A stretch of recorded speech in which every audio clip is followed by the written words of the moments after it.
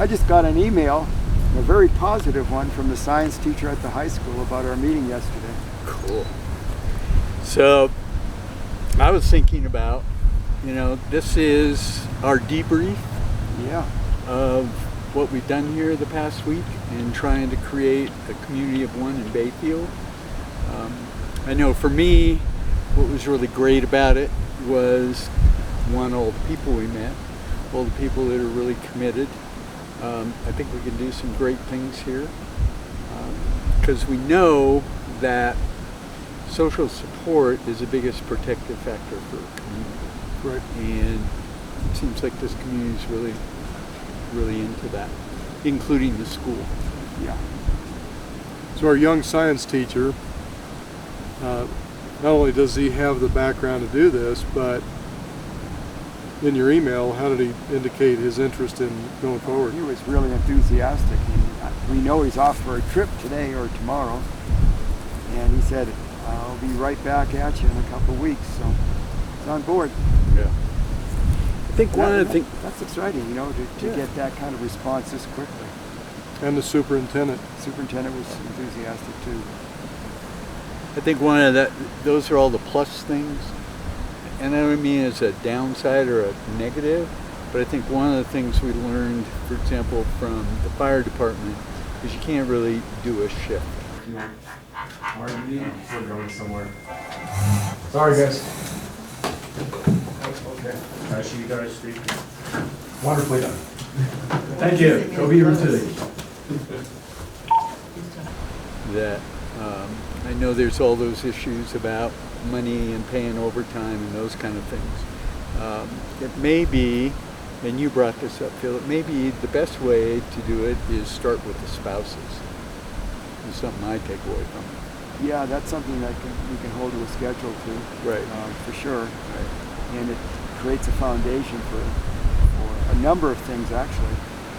Because the resilience that we're working with also has some pretty strong underpinnings insofar as academic resilience is concerned. Right. Bringing it back to the family, that way also affects any young kids in the family that might be students, that kind of thing.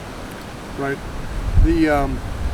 And maybe to expand on an idea of the shift work, where our firefighters can run away because they've got to go on a call, I also think we can tighten up the expectation of people. It's okay to say, look, we need you to be engaged during a period of time here. So I didn't see a single session we taught this week out of several things or meetings we had where somebody said they had to go away or they came late, and all of those things, compromise the experience.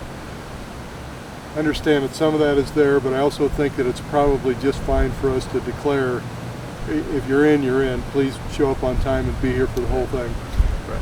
But I was going to say it's not atypical for us to schedule something, regardless of almost what it is, to have about half show up. Very good point. Yeah. Very good point. And the other takeaway, and we've done this because, our programs now in the Mesa Fire and Police Academy really reinforces, one, the idea of involving the families, but they need to really get training in the academy. So then when they come to a fire station, it's already a part of their practice and what they do. Right. So for example, at Mesa Fire, the very first day the group gets together for Fire Academy, and they've run some pretty big academies there. That first day is resilience training. Right. Because it impacts them all the way through. And then the instructors are also there to remind them every day, for example, hey, what resilience skills did you use today? Yeah. Well, to kind of recap this week, we called this Resiliency Week. Yeah. And the idea was to set up a series of activities where we could impact as many people as we could. So how did we do with that? Monday was really the first day we talked about strategizing and so on. Again, we'd hoped that we were going to schedule things. That was supposedly our STEM day, but our STEM day worked fine on Thursday. What about Tuesday? How about Tuesday? Well, let's come back to your STEM for a moment. We had an opportunity to introduce STEM almost every meeting we had. It worked out that way quite nicely. People were interested. And of course, when we're talking about STEM here, we're talking about the integration of resilience and positive coping skills into science, technology, engineering, and mathematics. And it seemed like a lot of the parents were really interested in that for their kids. And I think, as I recall, on Tuesday night when we did the couples, one of the wives there, she was a teacher. Yep. And was, whoa, I need to do that in my schools. So, and this was really one of the first times we tried it with couples. And from my observation, I mean, to see those couples engaged and being able to talk about challenges, not only in their individual lives, but as a couple, and using the skills of belief to really address, those kind of things. So I came away from that, feeling really positive, just about the people's experiences. I felt the depth and the quality of the experience was greatly enhanced for the couples because they were probably quite a bit more honest about what they would do with each other. Yeah. And we certainly had conversations about, I don't really know how to communicate with him when he comes off shift. Right. My guess is that was kind of a new perspective for most everybody in that group. Right. I think another new perspective for a lot of people was the approach that we took. And that was, this is not so much a learning experience as this is a mentoring experience. We're expecting you to go out and mentor this to your constituents, your family, your work buddy, whoever. Yeah. The other thing, and I added up their scores, and while the N wasn't big enough, but everybody literally raised their scores. Right. So once again, because we are research-based, we found that people are impacted in a positive way about this. So some of the comments that I got from participants on Wednesday night was, it wasn't what I expected. So then my question was that in a good way? Yeah. And they said yes. And I don't know whether they thought that we were just going to preach to them or whatever, but I think they were pleasantly surprised, which is really nice, and supportive of the idea. I definitely think that given more opportunities for that group, that they'll participate. Right. Yeah. Right. So then we did the leaders the next day. Right. Yeah. How do we get the community to buy into a community of one? Right. And I had set up as many people and from across the communities I could. So we had the emergency service folks, the city management, town management in there, even private industry, and folks from the mental health, the mental health organization here in the county. And once again, we're trying to explain something and get them to understand something. And I think I always want to try to cut to the chase and assume everybody's going to get it if I tell them. But one of my observations was I watched them mull it over from all their points of view. So when we taught them a skill, not only did they get that, but I could see them processing their world, whatever their interest was. And so from one standpoint, I think I was a little disappointed in, well, let's just jump on this thing. But the other part of me said, no, the reality is they have to chew on this a little while, think about what it is. But I didn't get the idea that anybody was not interested. Or opposed. Right. The other thing too, of course, is we're not just giving them information, they're actually participating in the process of experiencing the exercises an individual will go through to really capture the whole idea of the resilience experience. Yeah. So that's different, okay? That's really different than usual, the meetings where you go into and you simply give them information. And I don't know if this is the right way to say it. One of the things, because these were the community leaders, and they have budget concerns and how we're going to pay for this. And so to hear from us saying, we're committed to this community if you're committed. If you are, we will be here to help you through that process. And of course, we're lucky you live here, so Right. we have you as a resource for them to follow up on that. I think one of the more interesting aspects was the gal that owned the health The gym. The gym. Yeah. And her frustration of trying to offer things, but I think she saw the global aspect of this. So again, one of the things I see as our follow-up on this is actually reaching out and maybe helping each one of those folks we talk to. What's that mean to them, really? How do we get engagement? Where do we go with that? And I think she'll be a huge supporter. Plus, she has a very large constituency in that gym. We will touch a lot of different areas. It'll be, a good opportunity to penetrate the community. And there's another thing that occurred that was an interesting realization that they are actually using a lot of these positive coping skills already. And I think that's part of that whole awareness experience is that we have used these in the past.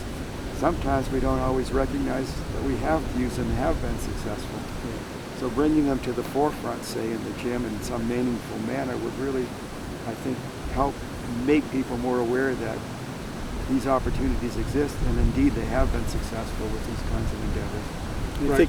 I think the other thing that I took away from that, when we talk about a community of one, that you need to be resilient, I need to be resilient, Phil needs to be resilient, and so together then we become a community, and that they all have their concerns, suicide, unemployment, homelessness, they have all those things. And that they individually, when they're resilient, then they can come together again in a common language and say, okay, now how do we now we're a community of one. Right. The one group that we didn't meet with, but really that happened last week, was the Pine River Garden Club. And the fact that they will truly be the first community of one kind of demonstrates how diverse the opportunity is. So with talking with them, I think about their mission, and that is, their mission is to grow gardeners. Right. And I think that's so cool and so easy.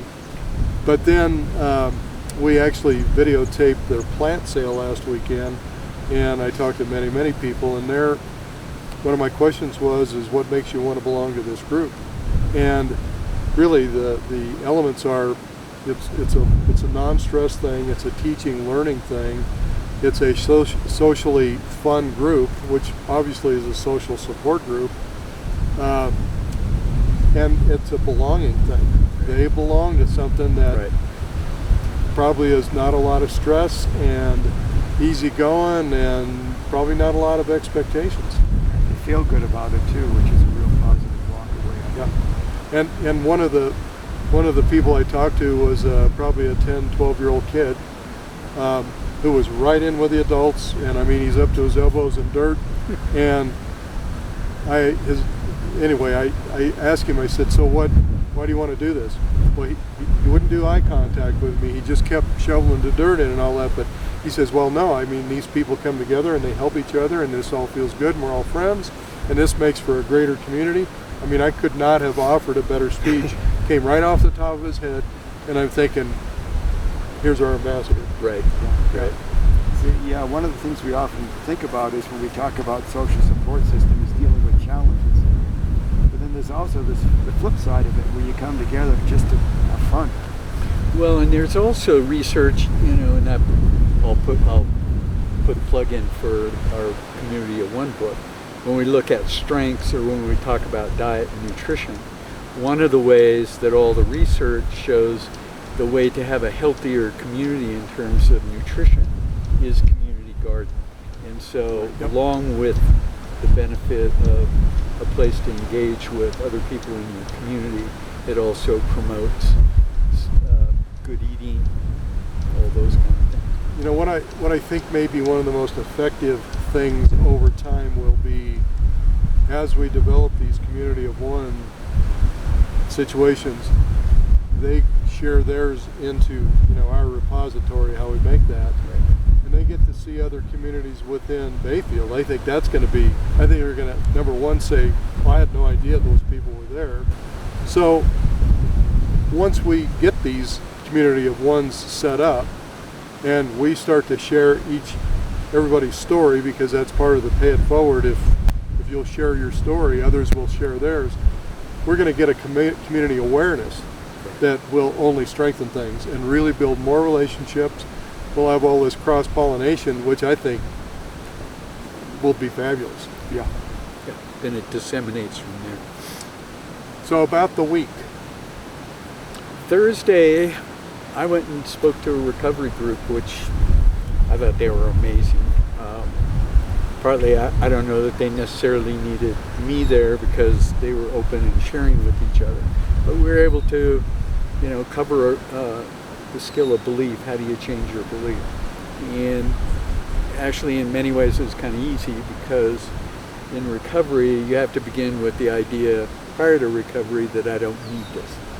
I can handle booze, I can handle whatever it is you're addicted to. And somewhere in my recovery, I have to change that belief. And I really saw everybody in that group engaged with that idea. And I just came away from it feeling really good. And the other part I really liked about it is, we tend to, when we think about building a community, it's always the top people. So let's get together with the city managers and people like that, which you need to do. But this was an opportunity to engage, homeless people. There were people there that literally were only clean for about 5 days and headed off to inpatient treatment, to people that had been in recovery a long time. And just to watch them instinctively, engage in supporting each other. Lots of hugs, lots of, hey, it's going to be okay. They really engaged with each other. So I came away from that feeling really great to see that they could apply the skills right now in their lives. So that was Thursday. Yeah, well, Thursday we also had a very successful meeting with the school district. That's the high right. School. That was really amazing from a couple perspectives. I think we went into a rather enlightened group. Both the superintendent and probably certainly one of the best science teachers there were already with it insofar as recognizing the importance of this kind of endeavor. But the other thing is, even from a science perspective, they had already grasped the technology thing. They were looking at Internet of Things. They were looking at the Raspberry Pi as a tool. So it was an easy opportunity to talk to them. Well, and I think, again, because of your great work on the student text of that, or the instructional text of the Raspberry Pi and the resiliency, number one, that gave us some credibility and so on, but it also tested a few of our beliefs, which, I'm full of that this week. And I came in with all sorts of beliefs, and about half of them worked out right. But the great thing is what I learned is worth the half I got incorrect, right? Right. But the fact that he actually not only participated in the idea, but also sort of some of the assumptions we make, and expanded that well beyond his classroom. Yes. I think the other thing that we thought about was we started brainstorming about ideas about, well, this is sort of a tech class. These guys are using these little computers, but what happens if you bring a group of cheerleaders in there or somebody from the chess club that may not be really excited about the computer world, but could they do that? Yes. And so, this is just a new expansion Right. of our horizons. And the fact that, irregardless of the Raspberry Pi, just the resiliency training, could you enable seniors with the skills to actually orient, say, freshmen, and build that relationship, and not only get them welcomed into the situation, but also, here's a little dose of reality about how this really works, and if you have trouble, guess who's here for you? Right. I think we were careful to make our distinction too, that Time. there are several things that occurred there too. Is in a way, we've already looked at implementing STEM at the middle school level, and they were totally on board with that. In fact, they felt very much they could bring what we had down into even some lower grade levels, and that's exciting because it really allows us to look at even more rigorous STEM projects that are still resilience-based, that even challenge people students a bit more. But the other thing that was really important was we were able to separate, too, the idea of the resilience mentoring from the STEM 2. Although the two are tightly integrated, one wasn't necessary for the other. Right. Right. Yeah. The part that I was excited about was, of course, when the superintendent, we're going to have an opportunity to come back up here in August when the school year starts up and really begin to train teachers beyond just STEM.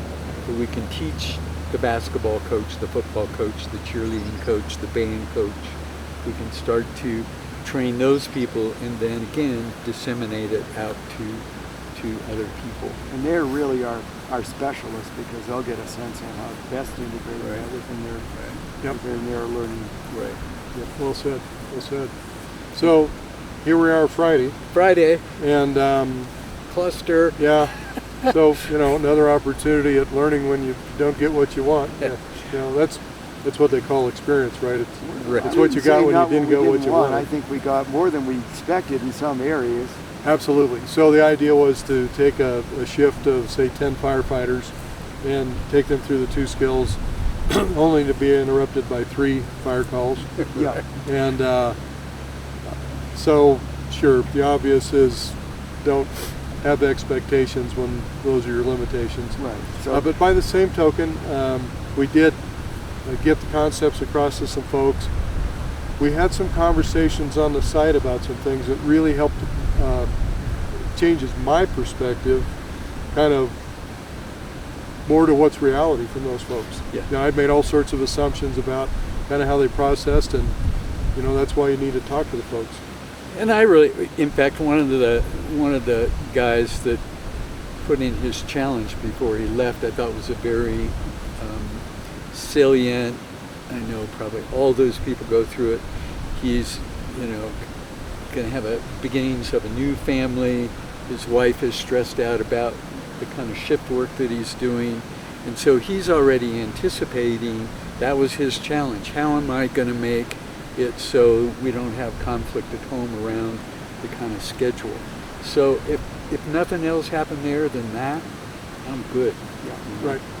Right. And it is what it is. Going back to Wednesday night, we had some fire people there, so we hope that those stories permeate through that. Sure, and every place is a little bit different. For example, other departments that we've worked at were environments where, for example, the very first day the chief was in there and actually serving as an example for his agency insofar as being perhaps the most vocal insofar as interacting with the curriculum itself.